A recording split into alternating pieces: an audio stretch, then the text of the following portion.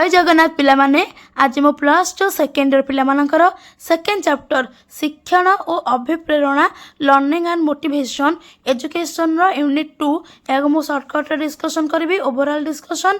तो पिलामाने देख प्रथमे तो शिक्षण कौन ना शिक्षण हेउची एक व्यापक प्रक्रिया जमीती एजुकेशन गोटे लाइफ लॉन्ग प्रोसेस सेमती शिक्षण हेउची गोटे जीवन व्यापी प्रक्रिया जोटा कि श्रेणी गृहर चारिकांत मध्य सीमाबद्ध न रही जीवन धारा सहित संपृक्त अटे। यह आम फॉर्माल इनफॉर्माल नॉन फॉर्माल भाव में पाठ पढ़ी पारिबा।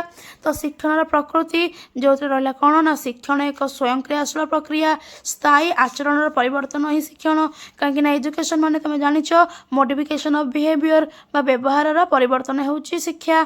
शिक्षण एक स्वयं क्रियाशील धारा शिक्षण उद्देश्य भित्तिक सब बड़े आम जहाँ भी पाठ पढ़ुचे बा शिक्षण जहाँ रही पछरे आमर किछि ना किछि उद्देश्य रही थाए। देख पे शिक्षण है एक अभ्यासयुक्त कार्य आम प्रतिदिन किसी पाठ पढ़िले ही आमको यह आउटिक अधिक सुविधा होता है। उच्चतर शिक्षण व्यक्तिर दक्षता और जटिल प्रणाली पर निर्भर करे। परिवेशनीगत प्रभाव शिक्षण भेदभाव सृष्टि करे। एभली भाव में केतेक प्रकृति मैंने मन रख शिक्षण एक परिपक्व प्रक्रिया। एवं देखा शिक्षण को प्रभावित करुवा उपादान। तो शिक्षण को प्रभावित करुवा उपादान भितर प्रथम आसव वंश परंपरा परिवेष्टनी परिपक्वता अभिप्रेरणा सामाजिक पृष्ठभूमि मानसिक स्वास्थ्य पूर्व अभिज्ञता दृश्यश्राव्य उपकरण उपस्थापना शैली शिक्षादान पद्धति। तो यही सब जिनस जहाँकि शिक्षण को बहुत भाव में प्रभावित करें। तो आम जब पिला ठीक भाव में न पढ़ाइबा शिक्षादान पद्धति जदि भल ठीक नहेब ताहले शिक्षण को यह बहुत प्रभाव पकेब। एवं सेकेंड चैप्टर रे तुम मैंने शिक्षण तत्व विषय पढ़व जोटा कि प्रयत्न प्रमाद शिक्षण तत्व अनुबंधन शिक्षण तत्व अंतदृष्टि शिक्षण तत्व। तो प्रयत्न प्रमाद शिक्षण तत्व किए बाहर करथिले यार प्रवर्तक होउचंदी किए ना मार्किन मनस्तत्वविद E.L. थॉर्नडाइक। तो सी जो एक्सपेरिमेंट करथिले कौन करथिले ना गोटे क्षुधार्त बिलेई को से एक पिंजरा भितर रखिथिले पिंजरा बाहर गोटे माछ रखिथिले एवं पिंजरा के एपरि भाव में बंद करथिले आ स्विच टी पिंजरार स्विच टी से रखिथिले जेपरि कि स्विच टिपिले पिंजराटी खोलिबो। तो प्रथमे बिलेईटी कौन करेछि ना से पिंजरा भितर इतस्तत हो बुली एवं जेहेतु क्षुधा लगुला बा भोक लगुला तेणु से माछ को खाया पई चेष्टा करिछि एवं विभिन्न भाव में से एपट सेपट बुलिबा भितर तार से गोड़ बिलेईर पाद जो कबाट उपर कबाट खोलिबार से पिंजराटी खोलिबार स्विच उपर गोड़टी पड़ जाते पिंजराटी खोली जाइए।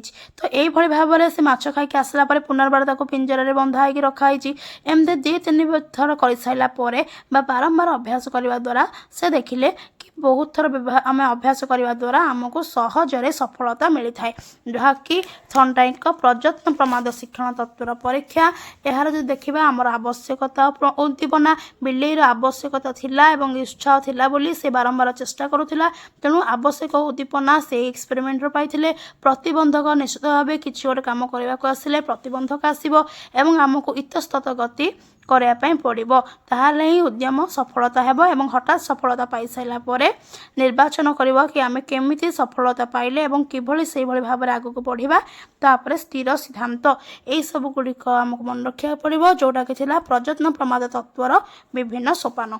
तापर आसला सी कौन करथिले थॉर्नडाइक ए तत्व को देखिकी 3टी नियम बाहर करथिले अभ्यास नियम प्रस्तुति नियम एवं फलाफल नियम। पिला माने स्टोरी मन रखिबो ता सहित ए सोपान गुड़िक मन रखिबो।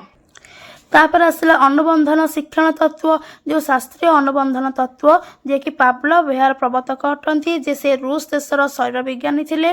तो सी जो परीक्षाटी करथिले कहा ऊपर करथिले ना से कुकुर ऊपर परीक्षा करथिले कुकुर को से कठोरी मध्य रखी देइथिले एवं कठोरी बाहर से गोटे घंटी रखिथिले एवं कुकुरटी को से झरका भितर देखि पारुथिले जहाँ फल से कौन करुथिले ना घंटी बजाउथिले एवं निर्दिष्ट समय रे घंटी बजेबा परे से कुकुरटी को मांस खाया पई देउथिले।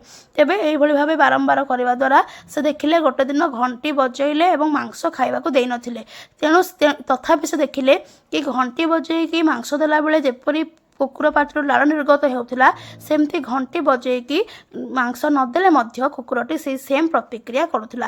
तेणु से कौन ए जानिले ना प्राकृतिक उद्दीपकर अनुपस्थिति रे अप्राकृतिक उद्दीपक प्राकृतिक प्रतिक्रिया सृष्टि करे। तो ये गपटी ଏପରି ପିଲାମାନେ ସେଇଭଳି ପିଲାମାନେ ଆଉ ଗୋଟିଏ ଶିକ୍ଷଣ ତତ୍ତ୍ୱ ହେଉଛି ଅନ୍ତର୍ଦୃଷ୍ଟି ଶିକ୍ଷଣ ତତ୍ତ୍ୱ, ଯିଏକି କୋହଲର ଏବଂ କୋପକା ମିଶିକି ଏଇ ବିଷୟଟି ବା ଏଇ ତତ୍ତ୍ୱଟିର ପ୍ରବର୍ତ୍ତନ କରିଥିଲେ। ତେବେ ଏଇ ପରୀକ୍ଷା ପାଇଁ ସେ କ'ଣ କରିଥିଲେ ନା ସେ ଏକ ସିମ୍ପାଞ୍ଜିକୁ ନେଇଥିଲେ ଯାହାର ନାଁ ଥିଲା ସୁଲତାନ। ସୁଲତାନକୁ ସେ ଗୋଟେ ଆବଦ୍ଧ କୋଠରୀ ମଧ୍ୟରେ ରଖିଥିଲେ ଏବଂ ସେଇ କୋଠରୀର ଉପରେ ସେ କିଛି କଦଳୀ ରଖିଦେଇଥିଲେ ଏବଂ କୋଠରୀ ମଧ୍ୟରେ ଦୁଇଟି ବାଡ଼ି ରଖିଥିଲେ, ଯେପରିକି ସେ ଦୁଇଟି ବାଡ଼ି ମଧ୍ୟ ଦୁଇଟି ଯାକ ସଂଯୋଗ ହୋଇପାରୁଥିଲା। ତ ପ୍ରଥମେ ସୁଲତାନ ବା ସେ ସିମ୍ପାଞ୍ଜି କ'ଣ କରିଥିଲା ନା କଦଳୀ ଖାଇବା ପାଇଁ ଚେଷ୍ଟା କରିଥିଲା, ବହୁତ ଥର ଡେଇଁଥିଲା ଏବଂ ଆଖପାଖ ଦେଖି ସାରିଲା ପରେ ସେ ଦୁଇଟି ଯାକ କାଠିକୁ ଏକାଠି କରିକି ସେ କଦଳୀଟିକୁ ଆଣିଥିଲା। ତେବେ ସେ ପୁନର୍ବାର ଆଉ ଗୋଟେ ପରୀକ୍ଷା କଲେ, ସେଇ କୋଠରୀ ମଧ୍ୟରେ ସେ ଦୁଇଟି ବକ୍ସ ରଖିଦେଲେ ଏବଂ କଦଳୀକୁ ମଧ୍ୟ ଆଉ ଟିକେ ଉଚ୍ଚରେ ବାନ୍ଧି ଦେଇଥିଲେ ଏବଂ କାଠି ଦିଟା ମଧ୍ୟ ପକାଇଥିଲେ। ତ ସୁଲତାନ କ'ଣ କରିଥିଲା, ପ୍ରଥମେ ତା ପୂର୍ବ ଅଭିଜ୍ଞତାକୁ ଦେଖିକି ଦୁଇଟି କାଠିକୁ ଜଏଣ୍ଟ କରିଥିଲା, ତଥାପି ସେ କଦଳୀ ପାଇପାରିଲାନି ଏବଂ ବହୁତ ଥର ଡେଇଁ ସାରିବା ପରେ ସେ ଦେଖିଲା ଆଖପାଖରେ କ'ଣ ଅଛି ଏବଂ ଦୁଇଟି ବକ୍ସ ପଡ଼ିଥିବାର ଦେଖିଲା। ସେ ପ୍ରଥମେ ଗୋଟେ ବାକ୍ସ ଉପରେ ଛିଡ଼ା ହେଲା, ତଥାପି ତା ହାତ ପାଇଲାନି।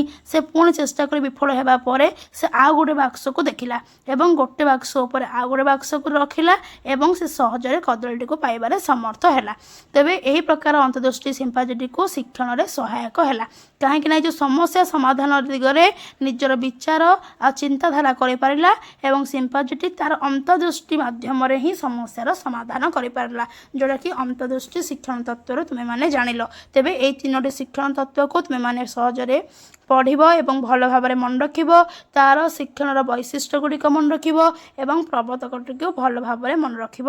ପିଲାମାନେ ତୁମମାନଙ୍କର ସେକେଣ୍ଡ ୟୁନିଟ୍ର ସେକେଣ୍ଡ ପାର୍ଟରେ ଅଛି କ'ଣ ନା ଅଭିପ୍ରେରଣା। ଅଭିପ୍ରେରଣାକୁ ଇଂରାଜୀରେ ମୋଟିଭେସନ୍ କୁହାଯାଏ। ଏହି ଶବ୍ଦଟି ଲାଟିନ ଭାଷା ମୁଭରୁ ଆସିଛି, ଯାହାର ଅର୍ଥ ଗତିଶୀଳ ବା କ୍ରିୟାଶୀଳ।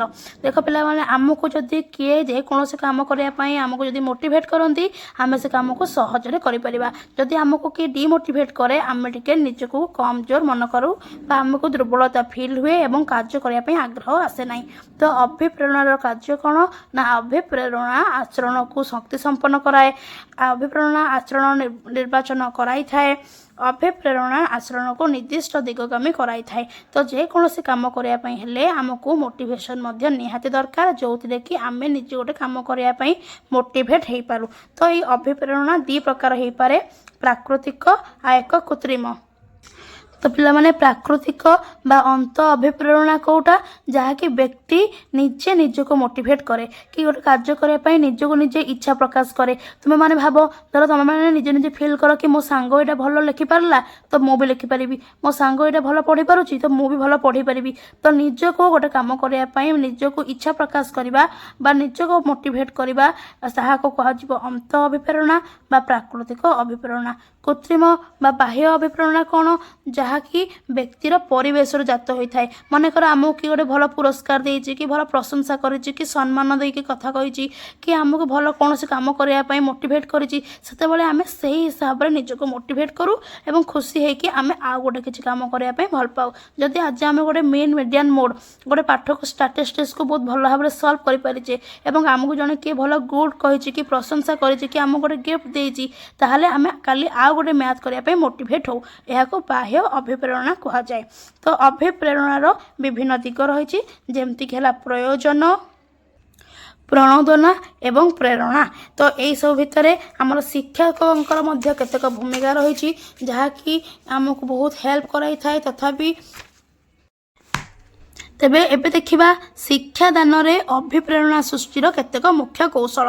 ଦେଖ, ଯଦି ଆମକୁ ସ୍କୁଲରେ ପୁରସ୍କାର ଓ ଦଣ୍ଡ, ଯଦି ଆମକୁ କିଏ ଭଲ କାମ ପାଇଁ ପୁରସ୍କାର ଦିଅନ୍ତି, ତେବେ ଆମେ କୌଣସି ଗୋଟେ କାର୍ଯ୍ୟ କରିବା ପାଇଁ ଅଭିପ୍ରେରିତ ହୋଇଥାଉ ଏବଂ ନୂତନ ଓ ଅତୀତ ଶିକ୍ଷଣ ସହ ସମ୍ପର୍କ ସ୍ଥାପନ।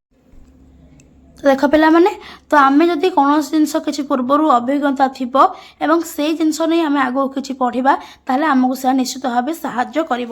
ଶିକ୍ଷଣର ଲକ୍ଷ୍ୟ ଓ ଉଦ୍ଦେଶ୍ୟ ସହିତ ପରିଚିତ ହେବା, ପ୍ରଶଂସା ନିନ୍ଦା, ଯଦି ପିଲାମାନଙ୍କୁ ଆମେ କୌଣସି କାମ ପାଇଁ ପ୍ରଶଂସା କରିଥାଉ, ତାହେଲେ ସେ ନିଶ୍ଚିତ ଭାବେ ଗୋଟେ କାମ କରିବା ପାଇଁ ଅଧିକ ଆଗ୍ରହ ସୃଷ୍ଟି କରିଥାନ୍ତି। ସେମିତି ପିଲାମାନଙ୍କୁ ପୁରସ୍କାର ବା ଦଣ୍ଡ, ଏହା ମଧ୍ୟ ଆମର ମୋଟିଭେସନ୍ ଆଉ ଏକ କୌଶଳ ଅଟେ। दृश्य श्राव्य उपकरण तुम मैंने जानी विभिन्न प्रकार दृश्य श्राव्य उपकरण रही जमीक audio aids visual aids audio visual aids छवि नमूना टेप रेकर्डर ग्रामफोन यही सब भली विभिन्न प्रकार दृश्य श्राव्य उपकरण गुड़िक व्यवहार कले पिला बहुत मोटिवेट करे। शिक्षादान प्रणाली तुम मैंने विभिन्न प्रकार मेथड्स ऑफ टीचिंग जानी learning by doing method play way method बा आम जहाँ कहूँ खेल मध्यम शिक्षा कर्म मध्यम शिक्षा आलोचना पद्धति dramatisation method discussion method story telling method एमती विभिन्न प्रकार मेथड्स बा शिक्षादान प्रणाली अच्छी। तो उपयुक्त शिक्षादान प्रणाली व्यवहार कले ताहा पिलामानक पाठ पढ़ाई अधिक अभिप्रेरित करिथाए अधिक पाठ पढ़ाई बा अधिक किसी नुआ काम करने यह अभिप्रेरित करे। प्रतियोगिता शिक्षण परिवेश नूतनत्व यही सब जिनस हूँ कौन आकांक्षार स्तर निर्धारण यही सब जिनस हूँ शिक्षादान विभिन्न प्रकार अभिप्रेरणार कौशल। तो यह था तुम मानकर सेकेंड यूनिट जोटा कि मुझे सर्टे डिस्कसन कर देछि।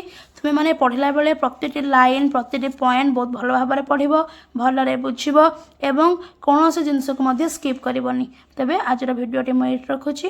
Thank you.